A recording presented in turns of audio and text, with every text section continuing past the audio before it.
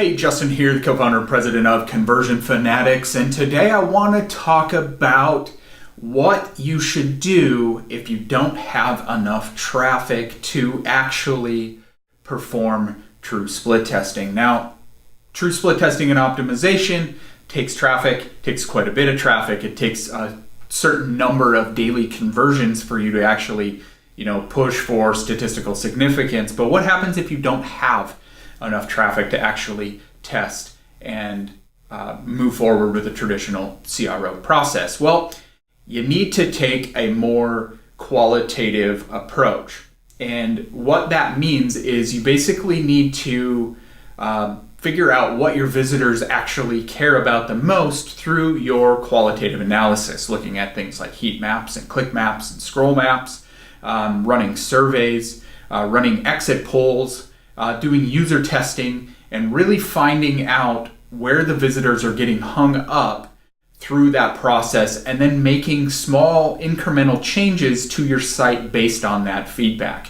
So you might find out that people are confused by a particular process, or that they have questions that aren't being answered on the page, and then you can address those in your page copy, in your imagery, in your site flow, and other elements to basically overhaul your site so it appeals to more of the visitors and their behaviors, their wants and needs. And then you can then turn on more traffic and basically run a cohort test based on that information. A cohort test meaning that you compare previous periods to recent periods, so week over week improvements. And it isn't an exact science because there are a lot of other variables that play into that. But if you're following the qualitative data and then kind of quantifying it on that side and really looking for those key friction points and then asking your users what you can do to improve that or what questions they might have,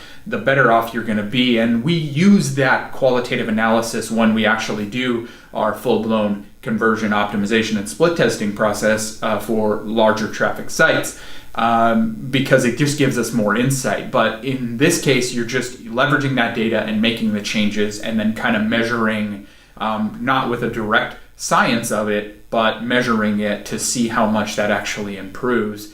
And then that will gear you up and set yourself up for being able to do traditional CRO and split testing once your traffic increases from those improvements you're making by simply listening to your customers and your visitors. So that's all I have for you today. So be sure to go out and use those heat maps, use those click maps, ask your visitors what the heck they want the most, where they're getting hung up, and what questions you can answer, and then leverage that on your site. Hopefully you found this of some value.